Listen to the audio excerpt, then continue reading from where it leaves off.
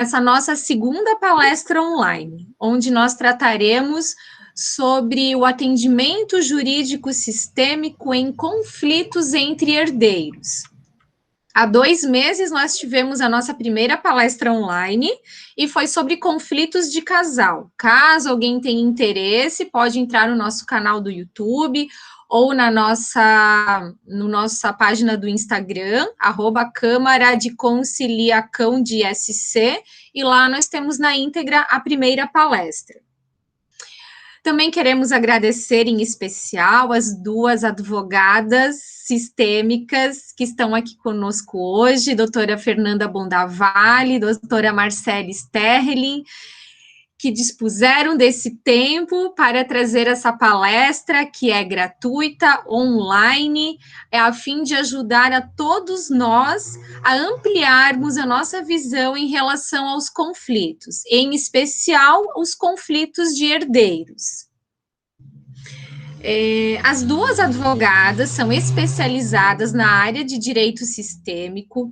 A doutora Fernanda faz parte da Comissão de Direito Sistêmico da OAB de Blumenau, e a doutora Marcele Sterling faz parte da Comissão de Direito Sistêmico de Joinville, da OAB de Joinville. E é isso, pessoal. Eu só vou passar agora algumas regrinhas de convivência aqui para a nossa palestra. Pedimos a todos para deixarem os microfones fechados durante a palestra, e depois, quando elas terminarem de explicar, será aberto um espaço para vocês fazerem as perguntas, ou no chat, ou vocês podem abrir o microfone e fazer as perguntas diretamente. Também perguntamos se alguém se opõe em essa palestra ser gravada, tá? Pois a partir do momento que eu der por aberta a palestra, ela vai ser gravada. E aí, então, também pedimos que para as pessoas abrirem as suas câmeras, né?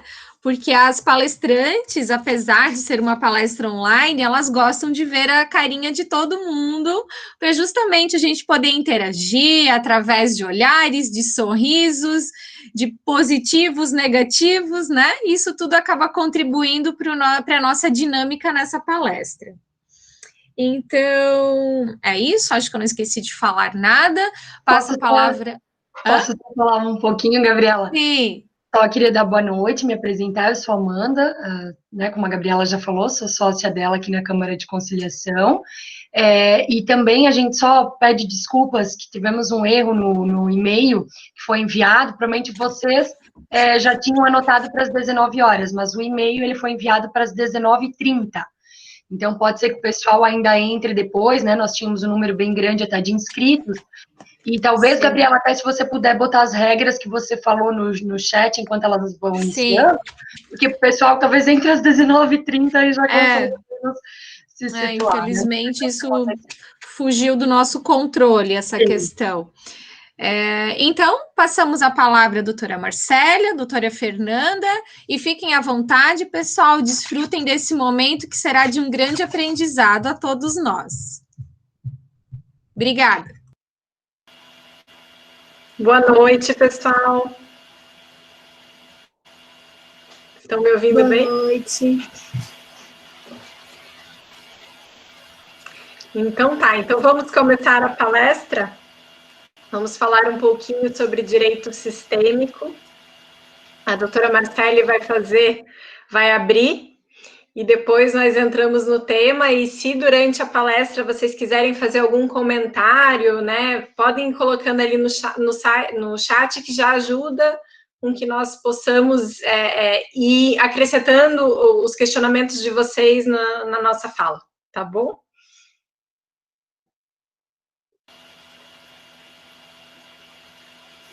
Então, boa noite a todos, meu nome é Marcele, eu falo aqui de Joinville.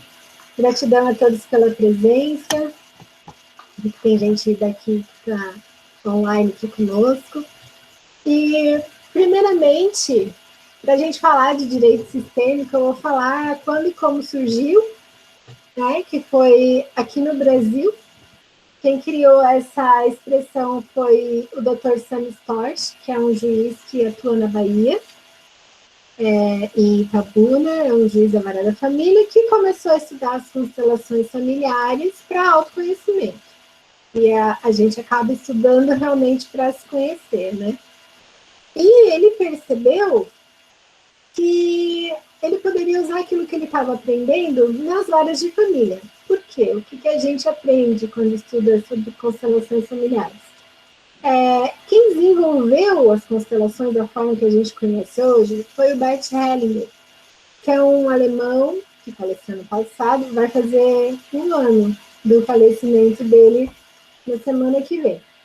E ele foi teólogo, foi missionário, ele lutou na Segunda Guerra Mundial, ele viveu 16 anos nas tribos Zulus da África do Sul enquanto missionário. E depois que ele voltou para a Alemanha, ele começou a estudar vários tipos de terapia, né? Estudou psicanálise, terapia do grito primal, o que vocês imaginarem, até que ele chegou, né, nas constelações da forma que são hoje. Ele foi pegando um pouco de cada. E ele percebeu que existem leis invisíveis que regem todos os relacionamentos humanos, assim como existem as leis da física. Então, assim, independentemente de eu saber que essas leis estão atuando, elas existem. E ele percebeu que quando elas não são respeitadas, ocorre uma desordem. E toda desordem gera conflito.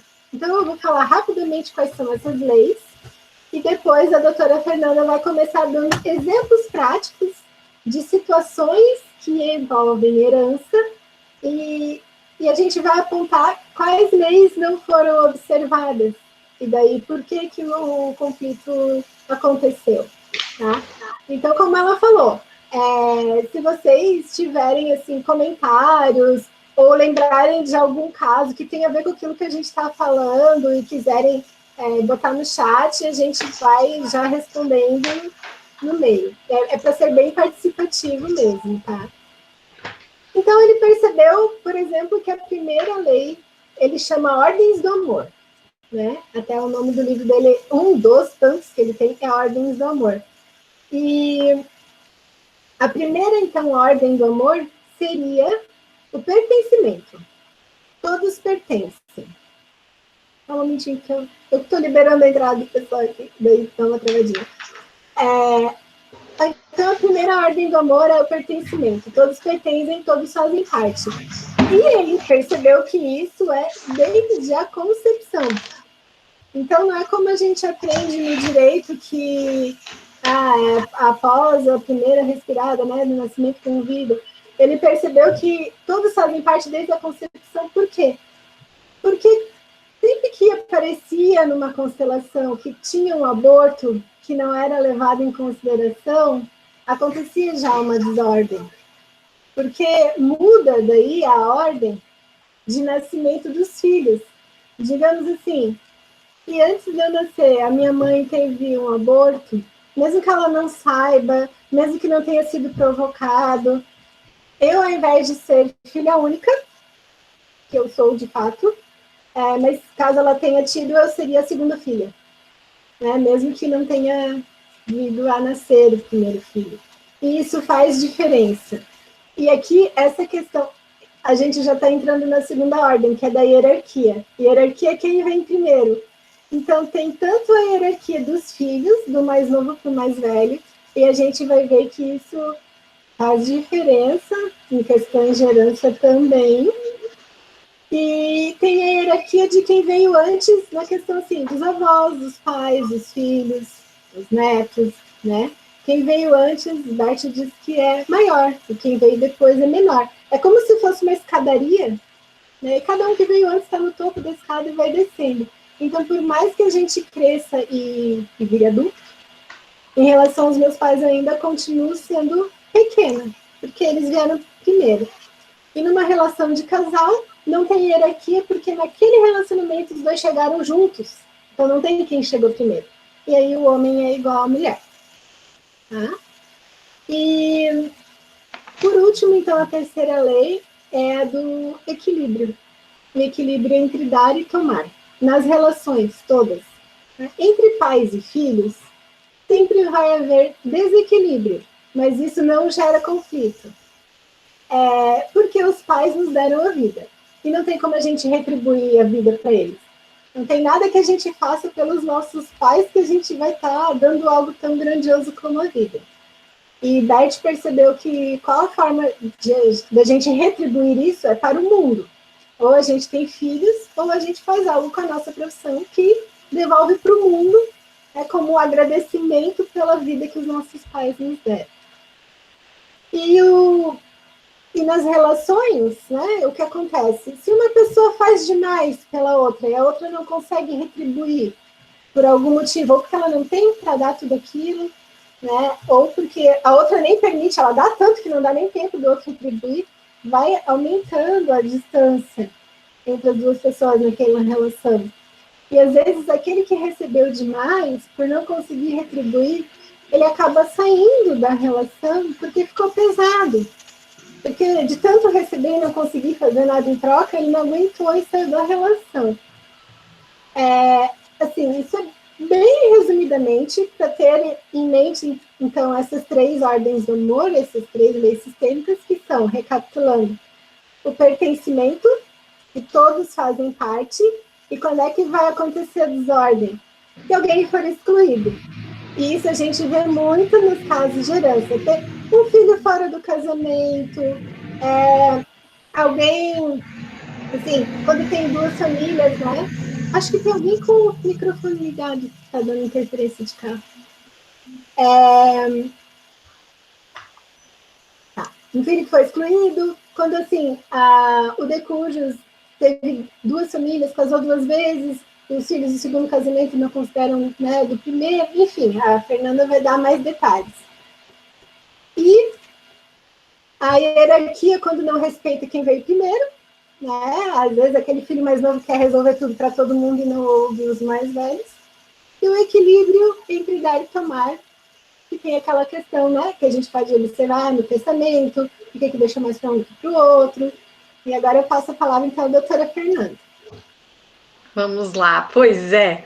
A Marcele falou bem, né, a questão da hierarquia, né? Quem veio antes, né? Papai e mamãe vieram antes do que nós. E no equilíbrio também falou, né, que nós já ganhamos a vida. Então, o tema aqui é herança, e o que é herança? Ela é um presente, né? Ela nada mais é do que um presente. Então, quando a gente vai falar desse assunto, a gente tem que tirar um pouco da nossa arrogância, né? E lembrar que nós já temos tudo, né? Nossos pais não têm obrigação de nos dar mais nada. E como todo presente, ele é dado, ele não é exigido. Então, a primeira coisa que a gente tem que fazer quando trata de herança é renunciar a ela, para que então eu possa permitir recebê-la e não exigir recebê-la. Eu acho que isso é algo que tem que ficar muito claro, porque essa dinâmica do presente e da exigência faz com que pode travar completamente um inventário, pode ocorrer muitas dessas dinâmicas que nós, que atuamos na vara de sucessões, enxergamos todo dia, né? Brigas homéricas entre herdeiros que levam anos para se resolver e às vezes não se resolve nunca, porque mesmo quando vem uma sentença, alguém sai insatisfeito, né? Alguém ou os irmãos nunca mais voltam a se falar, mesmo com essa sentença. E é muito interessante essa questão da sentença, porque uma sentença, geralmente nós esperamos uma sentença para trazer paz ao processo, acreditando que aquilo trará paz, mas a paz ela é algo indivisível, né? Eu não consigo ter paz apenas de um lado. Então essas questões fazem com que nós nos força a olhar para isso de uma outra forma, um olhar diferente. Então, assim, quando a gente fala, né, eu tenho direito à herança do meu pai, será que a gente tem um direito mesmo? Será que é algo que nós fizemos por merecer? Ou é algo que nós podemos receber se eles assim quiserem? E isso é muito importante com que nós sempre lembremos dos desejos daqueles que deixaram a herança, que muitas vezes eles fazem coisas que os filhos eles não consideram adequado. Porque, deu mais para um irmão e menos para outro, né? Entendeu que devia ser feito de uma forma e não de outra, e chega na hora de fazer o inventário, os filhos falam, não, isso aqui está errado, eu tenho direito, a lei diz que eu tenho direito, e que eu tenho que receber dessa forma, e eu vou brigar e insistir nisso.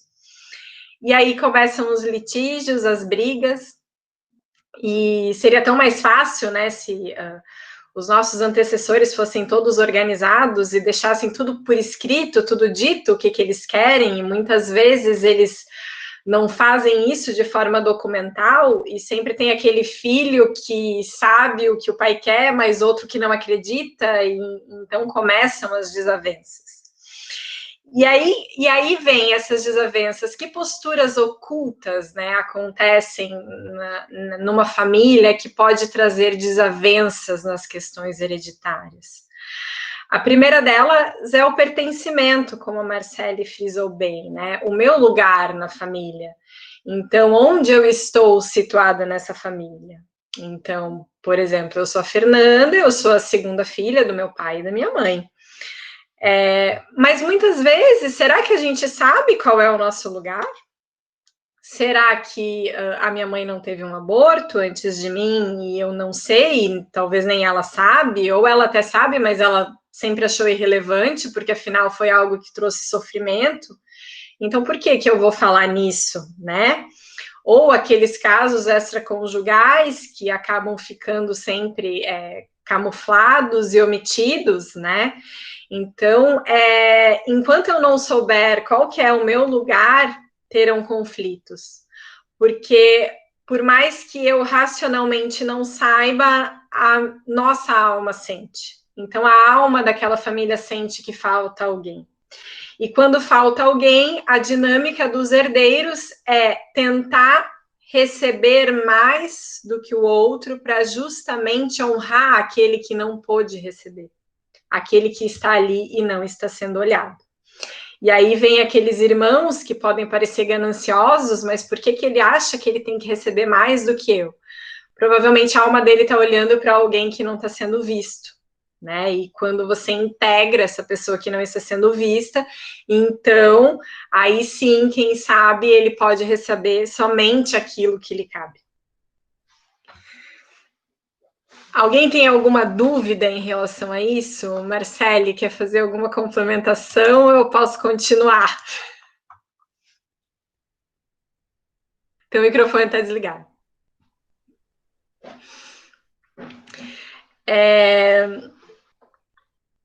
Outra dinâmica, outra postura oculta são os excluídos, né?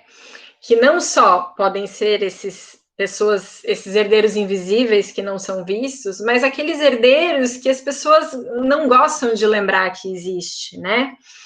Aquele, muitas vezes, algum herdeiro alcoólatra que se perdeu no mundo, né? Que comete atos que nem sempre nós gostamos, muitas vezes criminais, né? Prostituição ou coisas que a sociedade condena, né? Que acha que aquilo não é um comportamento digno de bons filhos, né, de bons herdeiros. Então, era como se aquela pessoa não existisse. Então, pensa assim, não, se aquele bêbado receber herança, ele vai gastar tudo em bebida, então vamos evitar com que ele receba aquilo, né? Porque assim evita com que piore a situação dele. Então, muitas vezes, essas pessoas, elas são realmente esquecidas e excluídas, e aí deixadas de lado e começam outros conflitos familiares, né? Tem muitas coisas também que acontecem em vida que os pais, os avós fazem, que é a antecipação de herança, né? Então, é dar a herança em vida, ou uma parte para alguém. Eu já vou colocar uma casa no nome de um filho, vou colocar o terreno no nome de um outro, ou então, o filho mais novo fez aniversário, eu resolvi dar um carro de presente para ele. E tudo isso, os irmãos que não receberam ficam olhando para aquilo e falam, poxa, mas então quando morrer eu vou receber minha parte, eu também quero, né? Mas como todo presente é aquela história, né? Não é porque eu dei um presente que será que aquilo tem que ser mesmo considerado herança?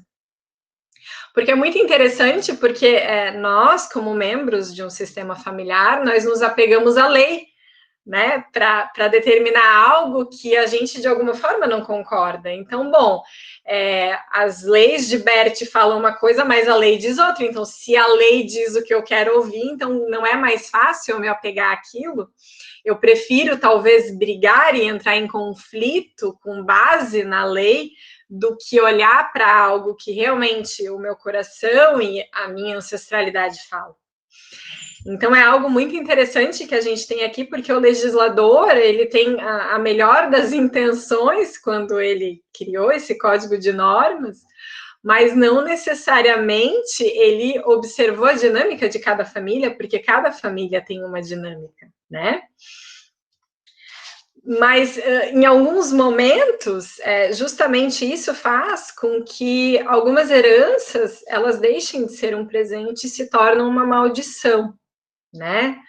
Será que aquele carro que eu recebi de presente do meu pai num aniversário, com tanto amor, não vai fazer com que na hora com que meu pai vai embora, eu crie uma briga eterna com meu irmão? Será que aquilo foi algo bom, de fato? Ou será que aquilo se transforma em algo ruim, né? Se as partes não conseguem entender a dinâmica. Então, isso é muito interessante. A Marcele hoje estava me contando de um caso dela, que acho que se enquadra bem, né, Marcele? Pode contar para a gente? Agora eu estou tentando lembrar qual deles.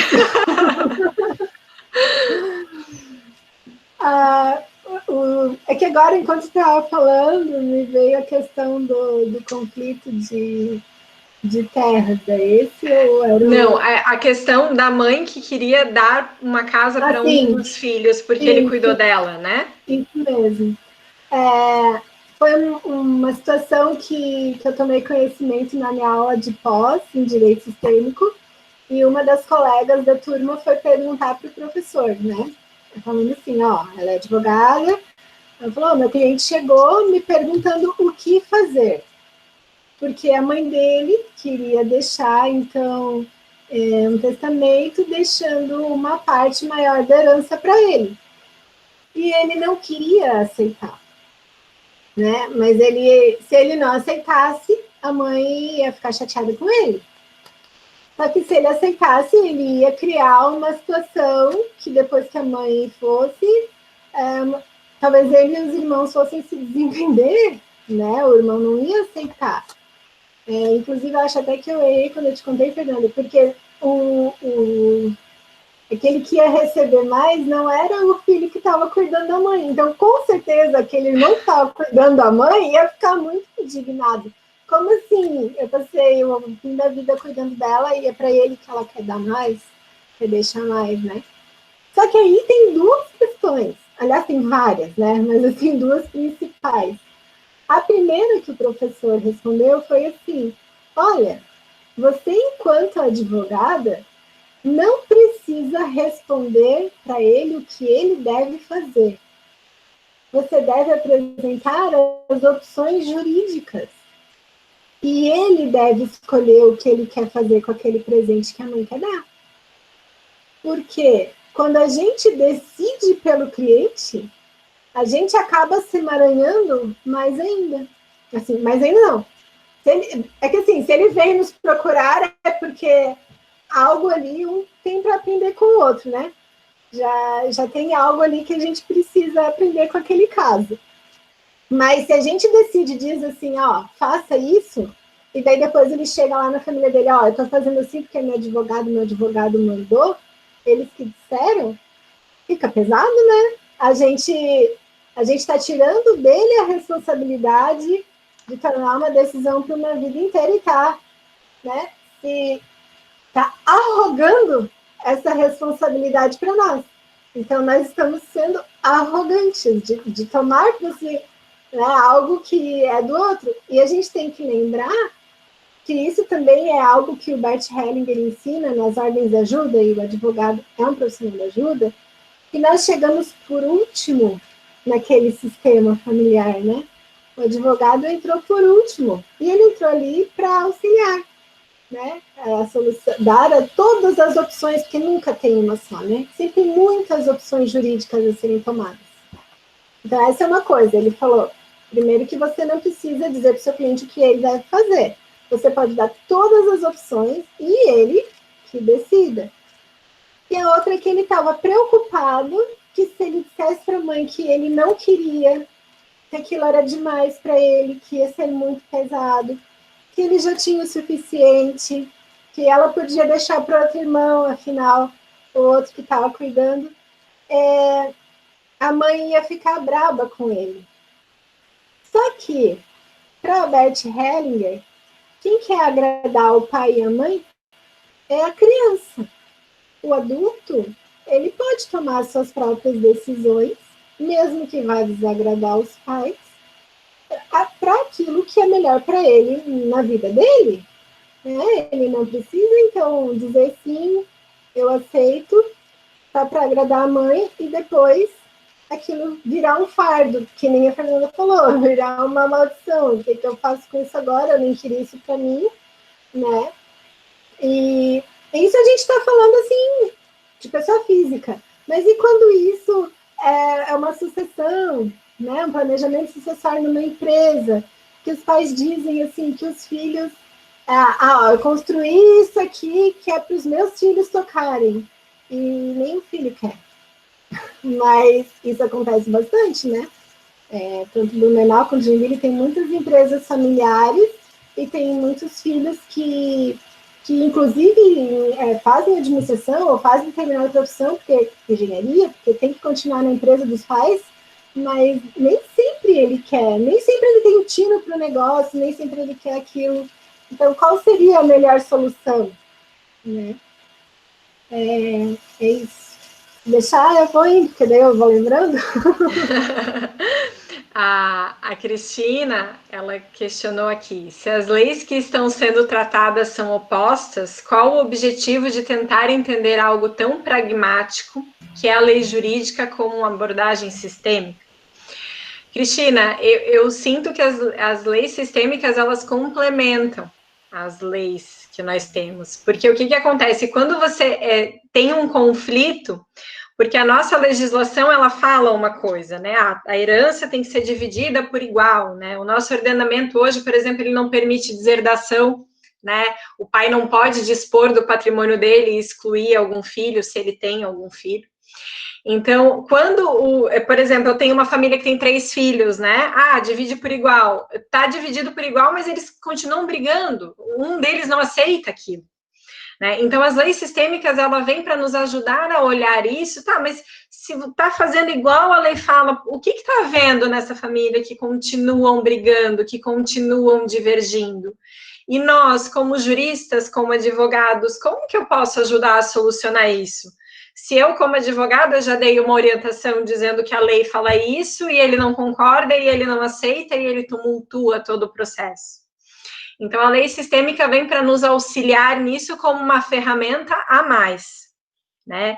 E se nós olharmos para a família e não para a herança em si, então aí eu, quem sabe, consiga chegar numa solução. Né? Eu consiga, então, com as ferramentas jurídicas que nós temos, o nosso conhecimento jurídico, orientar essa família a chegar na solução que eles precisam. Acho que é isso. Sim, e inclusive se a gente vai ampliar o olhar sobre a herança, né? Quando a gente está no processo de inventário, a gente só pensa a herança no bem material, aquilo que é palpável. Mas herança não é só isso, né? Não foi só isso que os pais, enfim... Aqui tratando de herança mesmo dos pais, mas pode ser dos avós, pode ser dos tios, né? Dos bisavós, enfim... Herança é tudo aquilo que nós recebemos. Não só o material, né? Exatamente, não só o material, né? E receber como um presente é diferente de esperar por isso. E aqui vai uma frase que até é bem forte, assim, né? Que a gente ouviu numa aula também, a Fernanda e eu. A gente é bem anotadinho aqui, que é para não esquecer. Quem espera por uma herança, sabe aquelas pessoas que ficam contando a vida inteira assim, quando eles morrerem, aquilo vai ser meu. Quando eles morrerem, quem espera por uma herança deseja secretamente a morte dos pais. Nossa, que forte isso. Não precisa. E aqui é bom lembrar, desde o princípio, que não existe certo e errado. O que a gente está falando não é que é verdade verdadeira. São situações dinâmicas que foram observadas pelo Bert Hellinger desde os anos 70, desde o início do trabalho dele, e que, se a gente parar para pensar, eu não preciso necessariamente concordar com isso, mas me faz pensar, né? E assim, então será que aqueles herdeiros que ficam brigando pela herança, eles estão mesmo discutindo o dinheiro? É pelo dinheiro que eles brigam? Ou na verdade ou um deles quer ser visto? Ou então eles estão brigando por um lugar, sabe? Brigando pelo pertencimento. Eles precisam ser reconhecidos. Por exemplo, assim, um inventário que eu conheço, que dura mais de 14 anos, e que o Decujos deixou 2 famílias, né? Ele se divorciou da primeira esposa, teve ali 5 filhos, e depois ele casou novamente e teve um novo filho. Teve o último filho mais novo. E esse filho mais novo, quando perguntam para ele, os seus irmãos, eu não tenho irmãos. Sim, você tem irmãos?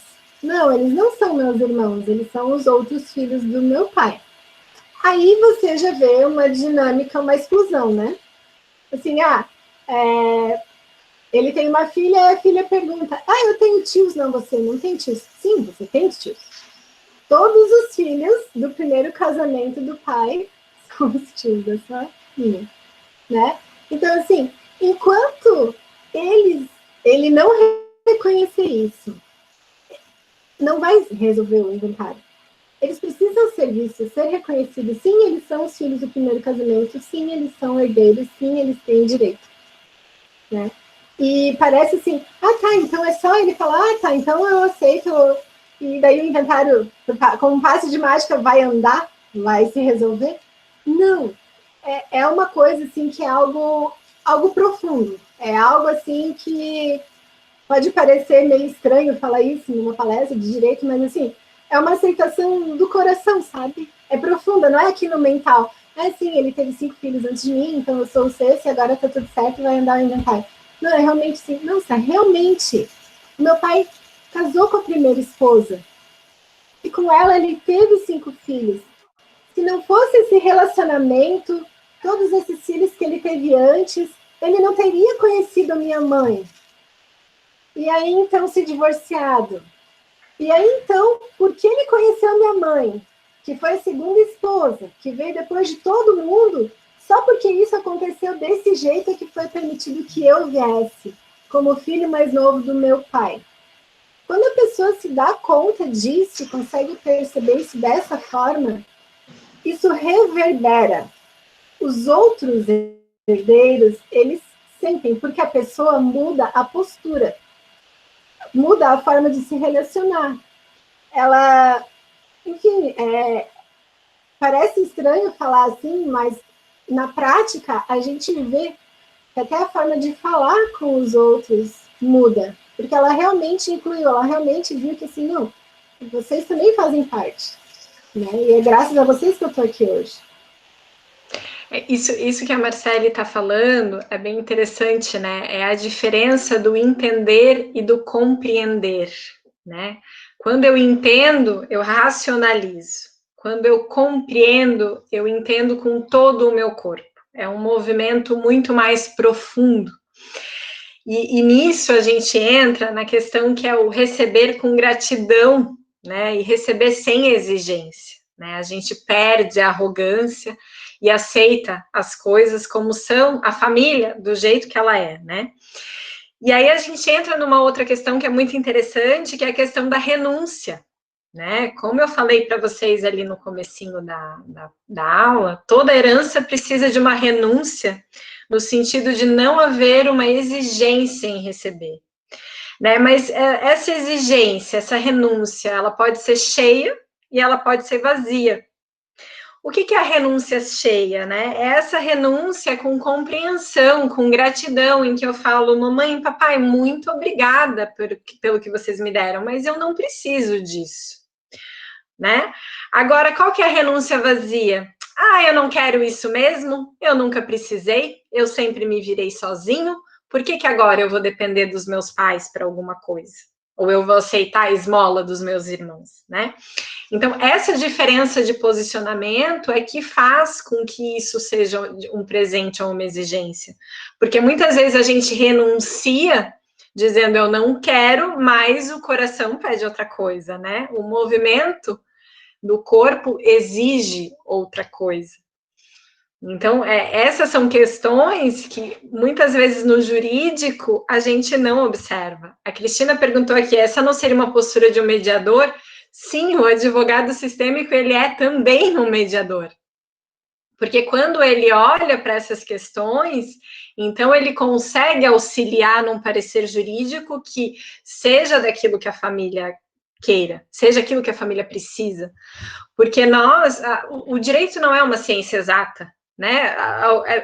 Eu não sei vocês, mas eu tenho muita dificuldade quando algum cliente me faz uma pergunta e eu não consigo responder com sim ou não, né? O direito ele tem essa característica, né, diferente de outras ciências.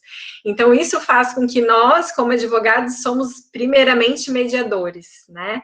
E, aliás, essa é a postura que o direito sistêmico traz, né? Por que, então, não ser mediador em vez de ser litigante?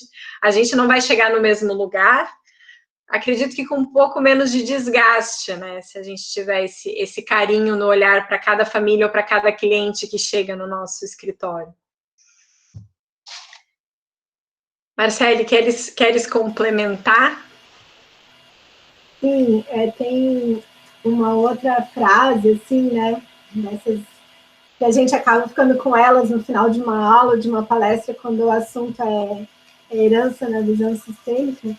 E enquanto se está brigando, enquanto houver um litígio, a herança não chega, ela se afasta, né?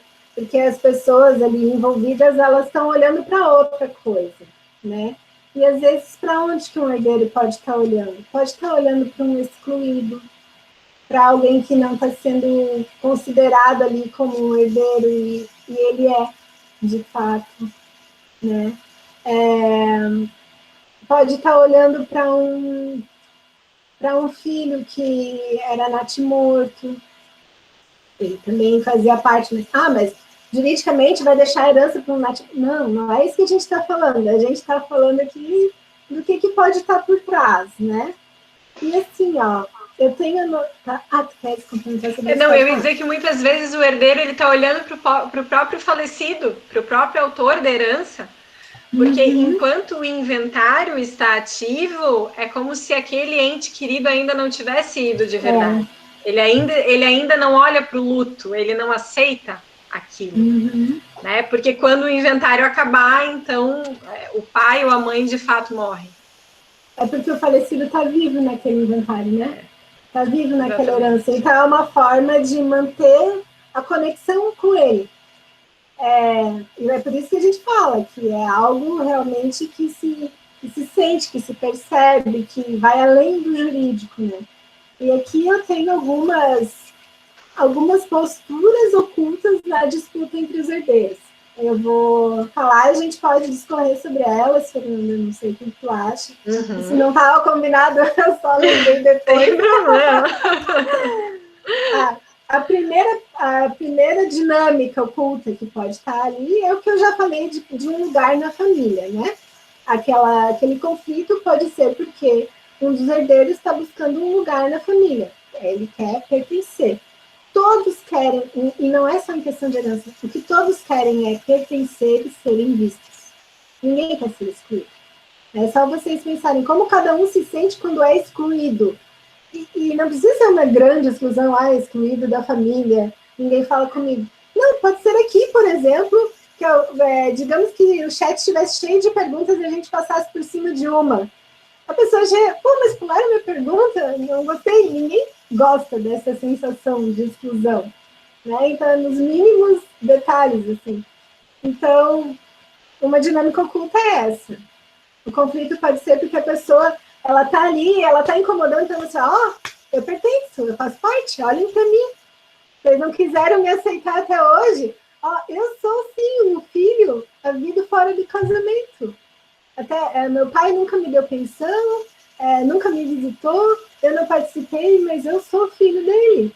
Eu tenho direito a essa herança, eu faço parte. E isso pode gerar um grande conflito, e não é incomum, né? É bem comum. Um outro, aqui que eu anotei assim, herdeiros invisíveis. Os mortos não estão ausentes. Né? Como eu falei antes, por exemplo, tem um natimorto, mas quer ver eu vou dar um exemplo prático, que vai ficar bem fácil de visualizar. Me procuraram, não como advogada, mas como consteladora. Eu quero fazer uma constelação, eu quero olhar, eu faço através de bonecos, assim, né?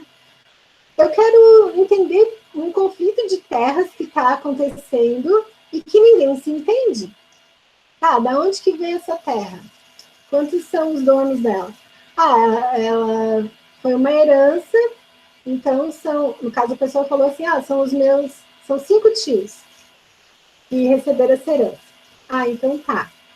De quem que era? Era do meu avô. Então teu avô teve 5 filhos? Não, ele teve 6. Eu falei, mas então por que essas terras são só dos 5 tios? Esse tio falecido, ele não tinha filhos? Quando faleceu o teu avô? Tinha.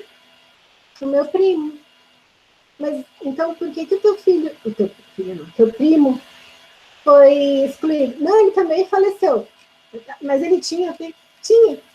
Falei, então, percebe que essas terras, na verdade, ela tem 6 donos? Porque esqueceram desse herdeiro aqui, que, na verdade, já era o neto, né, do primeiro filho que faleceu, mas que já existia quando o avô faleceu. E por que será que eles estão todos brigando aqui sem se entender? Tem alguém que está fora? E isso apareceu, gente, claramente, não é mágica. A gente vai perguntando e a pessoa vai respondendo e vai se dando conta de que sim, tinha excluídos. E é uma coisa assim, nossa, como é que eu não pensei nisso antes, sabe? Mas como a gente acaba tendo essa preparação, esse estudo, esse conhecimento, a gente acaba percebendo mais rapidamente, sim, através de perguntas. O outro aqui, excluídos, os herdeiros invisíveis. Os herdeiros invisíveis aí também entram os abortos, né? Ou aqueles filhos que morrem muito cedo, né? Que acabam sendo esquecidos. Aí a outra dinâmica que eu tenho anotado aqui na ordem, a Fernanda já falou, da antecipação da herança, né? Quais são os efeitos da antecipação de herança? Né? O testamento, isso daí acho que, não sei se alguém tem algum comentário, alguma dúvida, tanto que falasse, né? Era um presente, mas aí alguém lá, depois de anos, mas aquele presente era uma antecipação da herança. Não, mas não foi com essa intenção que foi dado na época. Faz tanto tempo. Foi um presente. Só que um ganhou um carro e o outro não ganhou um carro. Porque, sei lá, a condição financeira na época possibilitava que desse para um e não para outro depois. Mas não era com o intuito de antecipar herança nenhuma, era um presente. Né? E é isso. O último que eu tenho anotado aqui. E aí, qual a real quando... vontade da pessoa que deu, né? É isso que sempre tem que ser olhado. Mas não é certo meu irmão ganhar mais do que eu. Mas qual que era a vontade daquele que deu? Porque uma coisa que é muito interessante é que os pais, eles expressam amor dando algo ou não dando nada. E não dar nada, muitas vezes, também é uma forma de expressar o amor, porque esse não dar nada impulsiona o filho em direção à vida e a buscar aquilo que ele não conseguiu dos pais. Né? E não é muito comum, não é incomum a gente ver muitas vezes aquele filhinho de papai mimado que nunca trabalhou e que sobrevive da herança do pai, ele em pouco tempo ele está cheio de dívidas e arruinado, enquanto que aquele que não ganhou muita coisa, batalhou, estudou e conquistou o próprio patrimônio e tem uma vida muito mais leve, muito mais livre. Né? Então, às vezes, não dar nada também é um ato de amor, se conseguirmos enxergar dessa forma. E isso que tu falou, que às vezes quando recebe demais, depois de um tempo está endividado, Bert Hellinger também fala, quem receber mais do que deveria, esse dinheiro não fica. Não fica. Tá? Pode perceber. Às vezes tem gente que recebe uma grande herança, enfim, e vai ver um tempo depois aquele dinheiro não ficou. Tá? E não é só com herança, sei lá, às vezes pode ser um prêmio na loteria. Tem pessoas que, de fato, elas precisam também viver, porque o dinheiro, e também vocês podem achar estranha a expressão, mas todos que estão aqui estão dispostos a sair um pouquinho do quadrado, né? A pensar um pouquinho fora da caixa. Mas o dinheiro, ele é energia. Dinheiro tem alma. Então, assim, o dinheiro também pode se afastar ou pode ficar. Depende para que ele vai ser usado. Em favor de quem? Em favor de quem? A quem ele serve? Né? O que vai ser feito com aquele dinheiro? Então, assim, muitas vezes a justiça acaba sendo feita, vai acontecendo com o passar do tempo. Aí a gente volta, né, para aquela colocação da herança como maldição, né? Porque muitas vezes, gente, eu acho que isso é bem comum, né? Você passa anos no inventário brigando porque tem um irmão que ficou lá com a maior parte do patrimônio, e aí até que chega uma hora que um dos herdeiros fala, tá bom, eu abro mão, fica com você, tá tudo certo, eu não quero mais brigar, eu quero encerrar isso, e se encerra o inventário. Mas aquele que recebeu mais, acontece algo na vida dele em que ele perde aquele mais que ele recebeu, que não lhe cabia, né? Então, ele fica doente, ele acaba gastando aquilo num tratamento médico, ele se endivida, seja porque aquele patrimônio, de repente, se descobre uma dívida ativa ou algo relacionado com aquilo que lhe deu um prejuízo, uma desvalorização, uma desapropriação. Então, aquilo acaba não ficando com aquele herdeiro. Ou como o próprio exemplo que a Marcele deu, eram tios que tinham cinco tios que tinham terras que valiam muito, mas que eles não conseguiam fazer nada com aquilo. Porque não adiantava, não fluía, eles não conseguiam vender, não conseguiam alugar, não conseguiam produzir, e aquilo estava dando um prejuízo em vez de vir como, né, dar lucro.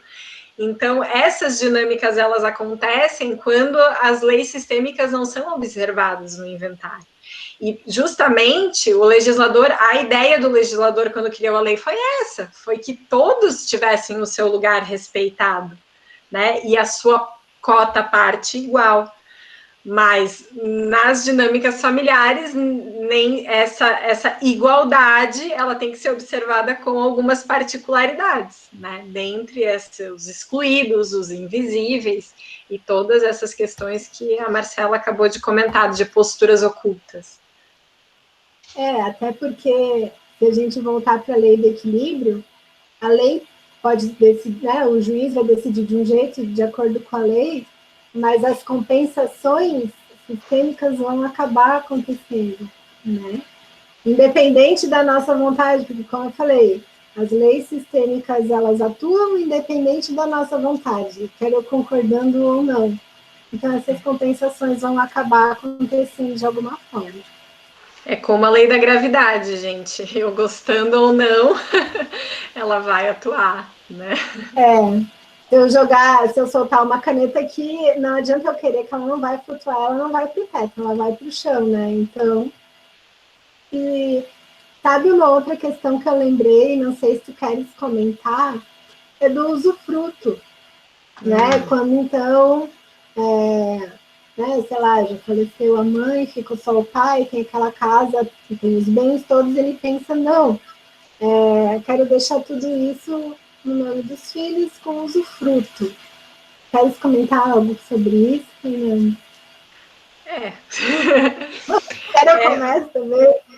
Não, é porque o usufruto ele é uma ferramenta, né? A gente utiliza muito no dia a dia, mas muitas vezes, não só o usufruto, a gente pode estender aí para cláusulas de incomunicabilidade, empenhorabilidade, né? Parece que o pai é assim, eu dou, mas eu não confio, né? Eu dou, mas eu quero guardar ainda um pouquinho para mim, né? Não necessariamente então assim, eu dou para você, mas você não pode usar. Né? Mas você não pode fazer nada com aquilo até que eu permita que você faça. Então, existe essa dinâmica, e isso é muito utilizado porque, às vezes, até tributariamente, né, a gente vê isso como uma saída ou como uma forma dos pais em vida dizerem o que eles querem, de que forma eles querem partilhar essa herança, mas fica sempre aquela assim, é meu, mas não é. Uhum. E, às vezes, também pode acontecer assim, quando realiza, né, decide por, então vai ser usufruto, vai ficar tudo em nome dos meus filhos. E daí acontece alguma coisa, alguma questão de saúde, eu preciso vender todos os meus bens, eu preciso do dinheiro por algum motivo, eu preciso me tratar e tal. E isso pode gerar problemas, né? Do que se simplesmente tivesse tudo no nome dele, eu vou vender porque é meu, porque na verdade ninguém é obrigado a deixar herança para ninguém, né? A pessoa, se ela quiser se desfazer de todos os seus bens no fim da vida, ela pode. Ela não é obrigada a deixar nada para os filhos, porque afinal já deu a vida, né? Se for ver a questão do equilíbrio ali, os filhos são sempre devedores. Os pais não devem mais nada, né? Teve um cliente meu que me perguntou, ele falou assim, eu queria vender a minha casa, e ele já tem 80 anos, ele falou, tem alguma coisa que me impeça de vender a minha casa, porque é o meu único bem e tal?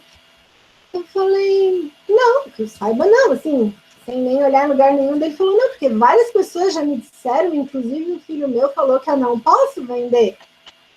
Eu falei, mas se o senhor precisa do dinheiro, se o senhor quer fazer alguma outra coisa com esse dinheiro, não são os seus filhos que vão dizer, porque o senhor ação, né? Lembrando que eu estou falando de um idoso, né? Sem nenhuma questão de doença mental, nem nada, que sabe o que está fazendo com o seu patrimônio, né? Então, tem isso também, que às vezes os filhos não querem que os pais se desfaçam do patrimônio, e daí a gente volta naquilo. Estão esperando a herança, estão desejando secretamente o quê? Né? Porque se o pai continuar vivo e saudável e quiser vender o dinheiro para viajar antes de que qualquer coisa aconteça, dar a volta ao mundo, fazer o que quiser, o que der na telha, os filhos ficam bravos, eles não aceitam. E aí a gente tem uma contradição bem grande, né? Que o mau filho, ele não merece a herança e o bom filho, ele não precisa. Então, é aquilo, né? Na verdade, é o que a Marcele falou, ninguém deveria receber herança se for ver bem, né? Então, mas quando se recebe, tem que olhar como um presente, como algo extra, né? Fazer algo de bom. Vamos aqui para as perguntas, Marcele? Sim, era isso que eu ia te falar. Tem duas aqui. Uma o do Delfim. Estamos falando sobre os conflitos que acontecem entre herdeiros, suas origens, os sentimentos, posições. Gostaria de ouvir as opiniões de como tratar esses conflitos usando os instrumentos da mediação. Quais outras? Bom, a gente tem o atendimento jurídico sistêmico aqui da Câmara, né, que está promovendo a palestra, que é justamente para auxiliar a desenvolver esse olhar, né? Analisar o conflito sobre outra ótica, que é a ótica das constelações familiares, né, desse atendimento. Então, essa já é uma ferramenta muito importante, mas nós, como profissionais do direito que temos interesses em fazer esse atendimento sistêmico, começar a desenvolver essa postura, né? Vou olhar um pouquinho além daquilo que se apresenta, para então eu conseguir orientar o meu cliente de outra forma. E o desenvolver o olhar não é só sobre aquilo que está sendo contado, de perceber, aqui tem um excluído, aqui esse filho está fora do lugar, ele é o mais novo e está querendo dizer para toda a família como é que é para fazer as coisas, por isso esteja em conflito. Não é só perceber as 3 ordens do amor, né? Que Bert Hellinger, ele percebeu que existem 5 ordens da ajuda. A palestra aqui não é sobre isso, mas é como aquela questão que eu disse antes da advogada que foi questionar o professor sobre o que ela devia dizer para o cliente fazer, né? Então, outra postura que a gente pode trabalhar é a nossa, de advogado, né? De profissional do direito. Para que eu fui contratado, né? O que o cliente quer de mim? Porque, às vezes, vem pessoas, como esse exemplo que eu dei, que não querem assumir a responsabilidade por uma tomada de decisão. E vê no advogado um pai e a mãe que vai resolver todos os seus problemas e que, se qualquer coisa der errado, a culpa é do advogado, né? Então, assim, essa é uma outra forma de desenvolver a postura sistêmica. Lembrar, assim, que não tem como salvar aquela situação, que muitas vezes não tem como impedir que as pessoas briguem, porque tem muitas situações em que o conflito é necessário até um determinado ponto para que tenha uma tomada de consciência do que está acontecendo, para daí ir para a resolução. Então... Menina, se me permitem a interrupção, aproveitando até a pergunta do seu Delfim, né? E depois também nós temos umas perguntas acima deles aqui. A Cristina Oliveira também fez uma pergunta um pouco acima dele, mas como a Fernanda falou, a doutora Fernanda comentou, que uma das possibilidades seria, então, o atendimento jurídico sistêmico, né? Para quem entrou depois, eu sou sócia aqui da Câmara de Conciliação, meu nome é Amanda, e falando só bem brevemente do atendimento jurídico sistêmico, ele acontece pelas profissionais, doutora Fernanda, doutora Marcele, nossas palestrantes da noite. Ele acontece de forma online, pode acontecer de forma online, né? Inclusive em virtude da pandemia, nós temos um pessoal aqui bem de longe, né? De outros estados, então ele poderia acontecer tranquilamente de forma online. E ele, inclusive, é um serviço que nós prestamos aqui a partir delas, uma média de 1h30 cada sessão. Aí as próprias profissionais, a doutora Fernanda, a doutora Marcele, veem a necessidade de fazer mais uma sessão desse atendimento. Lembrando que é muito importante que o advogado esteja presente, né, se possível, com o seu cliente, porque, como a doutora Fernanda falou, ele busca visar um olhar diferente mesmo para o conflito, né, para que o cliente e o advogado, muitas vezes, consigam olhar de forma ali, diferente para o conflito. E esse atendimento, ele está tendo custo aqui na Câmara de R$300. Esse é o investimento para esse atendimento. E nós estamos com a agenda aberta, as doutoras estão com a agenda aberta aí para promover esse atendimento, caso alguém tenha interesse ou também queira conversar um pouquinho melhor com elas, tá? Então, eu só queria aproveitar a deixa ali que a Fernanda também já deu o exemplo, para falar para vocês que esse é um serviço que nós oferecemos aqui na Câmara, tanto para essa questão de conflitos entre herdeiros, como também de conflitos entre casais, né? E vários outros conflitos familiares também. Eu volto a palavra para elas. A gente tem uma pergunta aqui da Cristina Oliveira, meninas, não sei se vocês viram. A gente já respondeu. Tá. Mas eu tive um pouco ausente antes. Se vocês olhando as perguntas, então partindo do passarem a palavra, só para eu fazer um complemento, Amanda, claro. Temos muitos advogados aqui na palestra hoje. Legal. E assim, pessoal, inclusive, esse atendimento jurídico sistêmico que a Câmara oferece, ele pode tanto acontecer num caso que já esteja judicializado, quanto num caso que ainda não se decidiu se vai ser judicializado ou se vai ser resolvido através de uma mediação. né? Ou se vai ser através de um procedimento extrajudicial, como, por exemplo, um inventário ou uma separação extrajudicial, né? Então, esse atendimento, ele é totalmente sigiloso, como a Amanda disse, e ele pode ocorrer concomitantemente com uma ação judicial, o que é uma grande dúvida que os advogados sempre nos trazem.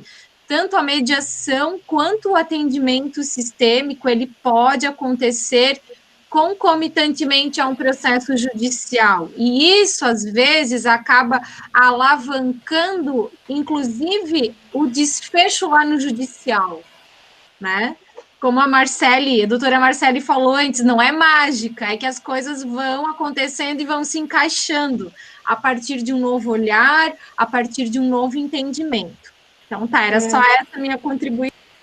Então, tá, é uma tomada de consciência, né?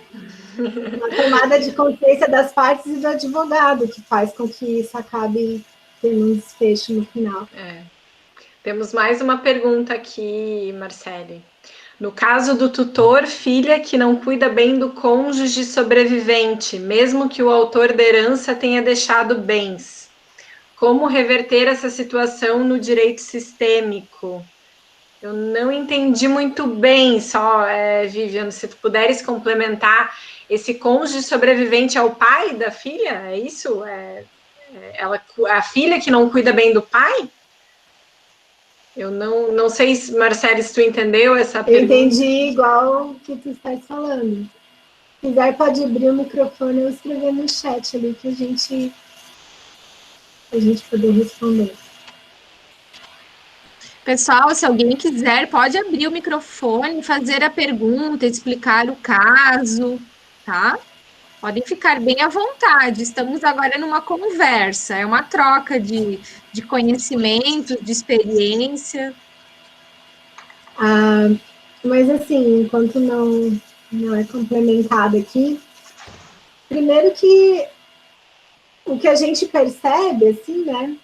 Nada é uma regra, assim, quando acontece isso, é isso, né? Não tem receita de bolo. Então, a gente tem que observar mesmo o caso concreto, né?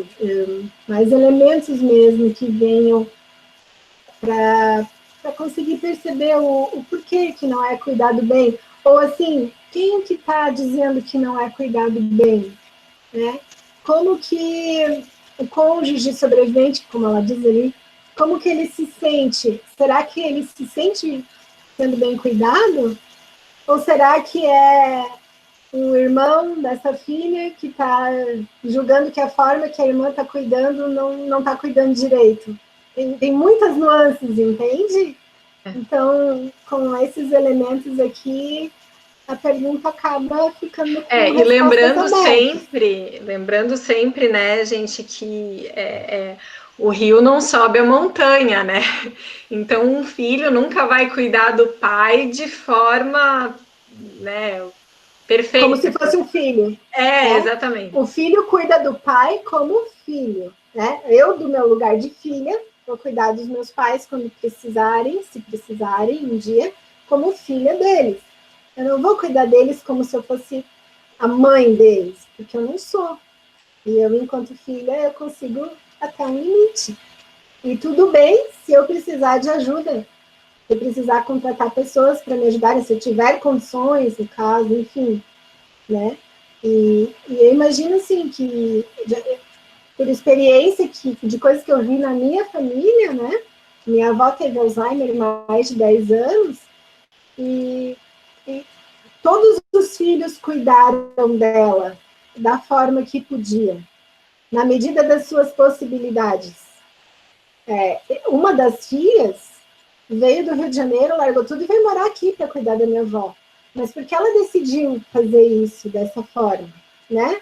Alguns iam lá uma vez por semana, outros não conseguiam estar presentes porque o trabalho não possibilitava. Então, assim, cada um tem a sua dinâmica, tem a sua vida e tem aquilo que consegue ajudar. E pode ser que para o irmão que veio lá do Rio de Janeiro para morar com os pais para cuidar, os outros irmãos estejam fazendo tudo errado. Mas cada um faz da forma que pode, né? Tem outras aqui. Temos algumas colocações aqui, bacanas, mas acho que perguntas. Como a Gabriela falou, se alguém quiser abrir o microfone, pessoal. A hora Tem é uma agora. aqui, ó. Tem pai que vive uma vida inteira acumulando patrimônio, a despeito de ter uma família e a chance de ter uma vida maravilhosa. Isso podem ter várias dinâmicas por trás também, né? Queres comentar? Que peso deve ter essa herança, ela complementou embaixo, né? Ah, sim. Olha. Boa noite. Boa noite, Thalita. Tudo bom? Boa noite. Eu sou Thalita, sou advogada, eu sou civil, trabalhista e do consumidor. Então, acontece muito como eu faço atendimento ao público, inclusive público às vezes carente. Eu sinto muito essa necessidade de conhecer essas nuances, essa dificuldade de entender a sistemática do direito e tudo mais. Eu achei muito boa a palestra, eu agradeço a oportunidade. Que bom que vocês estão oportunizando as pessoas de conhecer isso, né? Que é realmente muito importante para a sociedade como um todo. Todo mundo nasce, vive e morre, né? Então, é imprescindível esse conhecimento. Obrigada. Nós que agradecemos a sua presença, Thalita, e a sua participação. Nós que agradecemos. A questão ali da Cristina, né, que da vida inteira acumulando. Tem uma outra questão também que a gente recebe, e isso não foi só Bert Hellinger, já existe hoje a epigenética, né, então é algo que é cientificamente comprovado, que a gente recebe informações no nosso DNA, das gerações anteriores. E muitos de nós aqui, né, nós somos, por exemplo, não só no sul, na verdade, todo o litoral, nós somos descendentes também de europeus, né? Além dos índios e dos negros, enfim, de todos que fazem parte do nosso país, mas e muitos dos nossos antepassados, dos nossos ancestrais, eles tiveram privações, eles passaram dificuldades, eles passaram por guerras, não só a Segunda Guerra Mundial, mas guerras aqui mesmo no Brasil, né? E isso vem marcado no DNA. Então, tem pessoas que têm muito forte isso do vai faltar. Vai faltar. Eu preciso guardar porque vai faltar. E ele, de fato, pode ser, eu não estou dizendo que é o caso, eu estou dando um exemplo genérico, mas que muitas pessoas vêm com essa informação do eu preciso guardar para quando eu precisar. Porque vai faltar. Então, assim, mas aí o que eu faço com isso? Bom, a gente não vai mudar o outro. Se meu pai tem isso é dele. Mas eu hoje, a gente inclusive está vivendo uma outra situação, né? A gente está vivendo um momento de pandemia, sabe-se lá o que já está sendo alterado no nosso DNA para passar para as próximas gerações de informações, né? Enfim, mas isso já está acontecendo, porque é através de situações traumáticas que as pessoas vivem que acontece essa mudança no DNA. E que, então, hoje eu sei que não vai faltar. Pode ter faltado para alguém que veio antes de mim, porque viveu numa guerra e passou fome, e tudo que tinha de bens foi levado, e a pessoa ficou sem nada, e dependia dos outros para sobreviver, mas eu sei que isso já passou. Essa não é a minha realidade. Então, eu sei que, apesar do meu pai fazer isso, eu não preciso fazer dessa forma, porque eu já entendi que isso não acontece mais nesse momento em que eu vivo hoje. E, às vezes, esse acumulador, ele coloca um sistema em equilíbrio, né, para liberar as próximas gerações desse peso. Sim. Mais alguém? O atendimento sistêmico se dá junto com o advogado da parte. Eu acho sempre interessante o advogado estar presente, né? Assim, não precisa ser as duas partes com os dois advogados, mas eu acho interessante o advogado estar presente. Pelo menos ser comunicado. Ele pode não querer participar, mas acho importante, né, ele ser comunicado de que vai acontecer. Não sei se as meninas da Câmara querem falar sobre.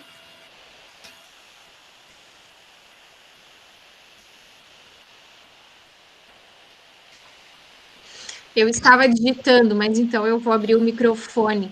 Sobre o atendimento sistêmico, ele pode acontecer com a presença do advogado ou sem a presença do advogado. Nós sempre preferimos que seja com a presença do advogado. Porém, aqui fica uma dica bem importante para a parte procurar um advogado que esteja alinhado a esses conhecimentos. Porque se for um advogado que não tenha entendimento do que é um atendimento sistêmico, ele não vai concordar que o cliente faça esse atendimento. Então, é igual um advogado que não conhece a mediação, o cliente quer levar o caso para a mediação e o advogado não permite a mediação por desconhecer o método, tá? Então, se por acaso o cliente mesmo assim queira fazer o atendimento sistêmico e o advogado não concorde, a pessoa pode fazer sozinha esse atendimento, porque ele não vai alterar em nada o processo judicial, nem um eventual processo. Ele só vai trazer um novo olhar em relação ao conflito. No mundo ideal, o advogado deveria estar ali junto, tendo essa nova visão com o seu cliente, para assim auxiliá-lo a resolver da melhor maneira possível. Porém, se isso não for possível, então que a pessoa venha fazer o atendimento sem o advogado. Não sei se ficou claro, se tiverem mais alguma dúvida. A Luciane perguntou se pode ser feita a sessão em conjunto com as duas partes ou individualmente. Lela, queres responder? Não, então é assim, Luciane, cada parte faz o seu atendimento jurídico sistêmico, até porque num atendimento desse, muitas questões íntimas, confidenciais e sigilosas são tratadas, né? Então, o que nós orientamos? A pessoa faz individualmente, cada parte pode fazer individualmente, e depois poderiam, sim, em conjunto, fazer uma mediação. Aí sim, mas o atendimento sistêmico, ele é feito individualmente. Até porque, Gabriela, só complementando, muitas vezes é necessário, né, essa questão individual, além do que você falou, da intimidade, do sigilo, porque a pessoa vai ter que pensar, às vezes, na outra, de uma outra forma, né, e ali junto, muitas vezes, isso não seria possível, né? Esse atendimento sistêmico, ele vai trazer, às vezes, até um choque para a pessoa, porque ela vai ter um novo entendimento do problema dela. Ela vai precisar de um amadurecimento de alguns dias, de algumas semanas depois desse atendimento, para então, talvez, tomar... Oi? Travou um pouquinho o final. Ah, travou? Então... geralmente é uma carga emocional muito grande que é liberada num atendimento desse, porque muitas questões pessoais, emocionais vêm à tona, muito mais do que a questão jurídica, né? Então a pessoa vai precisar de um tempo para amadurecer, para refletir, para conversar com o advogado, e depois, quem sabe, conversar com a outra parte para então buscar o entendimento. Mas na prática, isso acontece de uma forma muito legal, acontece um amadurecimento muito grande entre as partes, que passam a observar o conflito de uma outra forma, e geralmente acabam chegando num acordo em relação à situação. E a Luciane ainda perguntou quem determina, né, esse atendimento. É a própria parte que vai sentir a necessidade disso, né? Porque muitas vezes o advogado ele não tem essa percepção, né, íntima ele nem sempre ele percebe quanto a pessoa está sofrendo com aquele conflito ou com aquela situação familiar. E nada óbvio dos advogados também sugerirem, né? Esses que estão aqui principalmente desfrutando mais desse tema, ou até conhecendo o tema, né? Como a Thalita mencionou também. Então, nada óbvio do advogado também fazer essa sugestão, né? Dependendo da situação.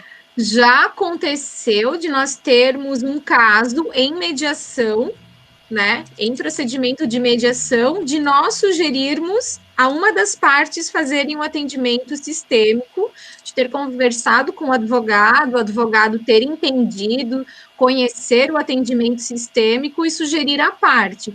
E também já aconteceu de ter pessoa que procurou a Câmara para fazer um procedimento de mediação, de separação, e nós encaminharmos a pessoa inicialmente para fazer o atendimento sistêmico, para depois do atendimento sistêmico buscar a mediação. Então, pode acontecer em qualquer momento, tá? Ou de existir um processo judicial de inventário, de guarda, de pensão, e fazer, então, o atendimento sistêmico e depois voltar lá para o judiciário para resolver o problema, entende? Então, são várias...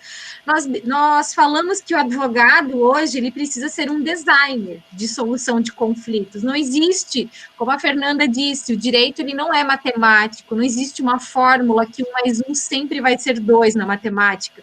No direito, não. Às vezes, um atendimento sistêmico vai resolver o problema. Às vezes, vai precisar da ação judicial, do atendimento sistêmico, de uma mediação, para então chegar numa solução, né? E também é bom lembrar, só para fechar, que isso tudo é novo, né? E que está em construção. Né? O próprio direito sistêmico é novo. Quando o Dr. Sami começou, ele começou com oficinas de constelação no judiciário. Depois percebeu que não precisava necessariamente da constelação, né? Que simplesmente na fala, na forma de perguntar, na postura, já se tinha essas percepções, já se tinha essa resposta. Então, assim, hoje a forma que nós encontramos de trabalhar o atendimento sistêmico é essa. Não quer dizer que não vá se modificando com o passar do tempo, né? A Cristina fez uma pergunta aqui. Um advogado sistêmico tem supervisão de um profissional que trabalha com essa abordagem, um psicólogo, por exemplo? Eu acho que vamos, assim, desmistificar um pouco o que é o advogado sistêmico, né? Porque o advogado sistêmico nada mais é do que uma postura do profissional, né? Então, ele é um profissional que ele tem um olhar um pouco diferente do profissional tradicional. Então, eu posso dizer assim que vocês, pelo simples fato de estarem aqui, vocês já têm essa postura sistêmica, né? Poxa, eu quero entender mais as questões dos meus clientes, não só a parte jurídica. E o advogado sistêmico, ele não é um terapeuta. Muitas vezes a gente tem que reconhecer que aquele cliente, ele tem que ser encaminhado para terapia, para constelação familiar ou para qualquer situação, né? Mas ele olha de outra forma. Essa questão, eu não sei se a Marcele quer complementar isso, né? Por favor, que eu estou vendo que ela está... Me chama. Né, que isso me lembrou também das práticas colaborativas, né?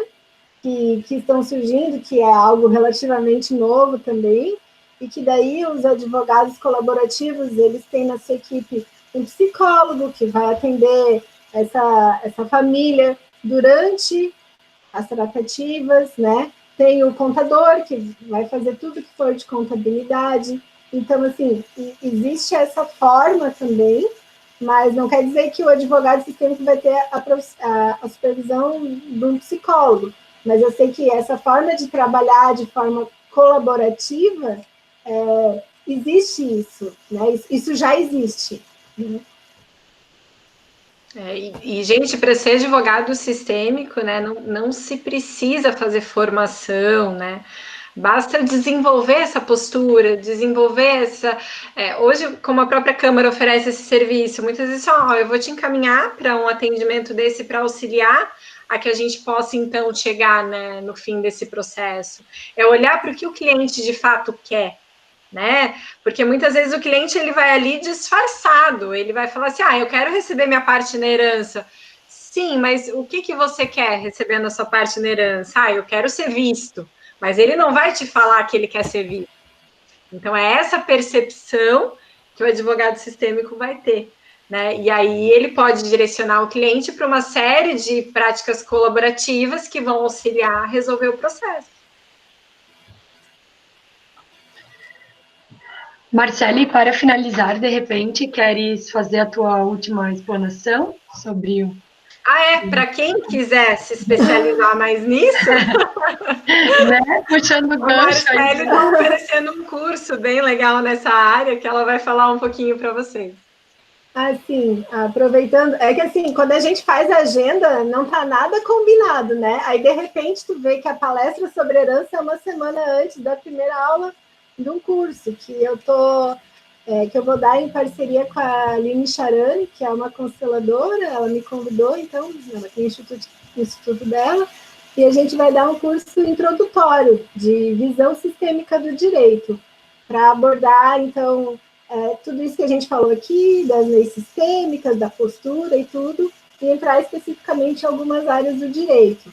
Aí, quem tiver interesse, quiser entrar em contato comigo, pode me procurar no Instagram, vou deixar aqui no Instagram, meu WhatsApp, daí, se alguém tiver interesse, agradeço a oportunidade de falar sobre.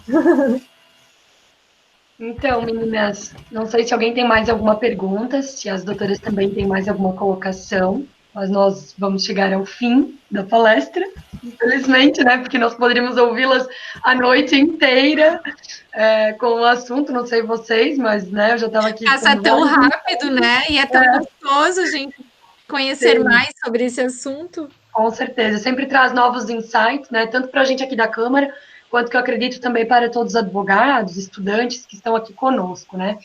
Então, em nome da Câmara de Conciliação de Santa Catarina, eu quero agradecer imensamente a Fernanda, a Marcele, por estarem conosco nessa parceria firme e forte da disseminação mesmo dos métodos, né, adequados de solução de conflitos, conciliação, mediação, arbitragem. As duas são mediadoras e árbitras, inclusive, aqui da Câmara, não só fazem o atendimento sistêmico, como também fazem essa outra parte também. E agradecer, então, por nos agraciarem com tanto conteúdo, né, tanto exemplo legal, bacana, e agradecer a todos que estão aqui presentes, que tiraram esse tempinho para estar aqui conosco, participando, interagindo, fazendo perguntas, comentários. Nós ficamos muito felizes. E nos acompanhe ali no Instagram, a Gabriela deixou ali, nós sempre estamos postando novas palestras, lives, fica gravado aqui depois também, essa palestra vai ficar gravada lá para o YouTube. Então, nos acompanhe, que sempre estamos aí com novidades, conforme vocês vão pedindo, aí, falem sobre isso, falem sobre aquilo, nós vamos combinando aqui com elas e vamos trazendo novidades para vocês. Tá bom, Gabriela? Não sei se tu queres falar alguma coisa. Eu só quero agradecer novamente, em nome da Câmara, em nome meu, da Amanda, agradecer a Marcele e a Fernanda por essa noite maravilhosa, e até a próxima, né, pessoal? Sim, a Carmen, na verdade, também ela perguntou agora se a gente vai receber o link, se eles vão receber o link do YouTube. Não sei, Gabriela, se a gente combinou com o pessoal do marketing, mas amanhã também eles já vão mandar um PDF, né, por e-mail. Nós podemos pedir para deles, de repente, quando tiver postado, também para mandarem o link, né? Acho que nós podemos pedir. Não te prometemos, Carmen, se puderem nos acompanhar nas redes sociais, mas eu vou pedir se eles conseguem enviar, e daí seria legal também que vocês recebem no e-mail, né? Amanhã também precisam receber um PDF da Câmara, explicando melhor. Tá bom? Então, pessoal, muito obrigada. Boa noite a todos. Até mais. Obrigada, boa noite. Boa noite, obrigada.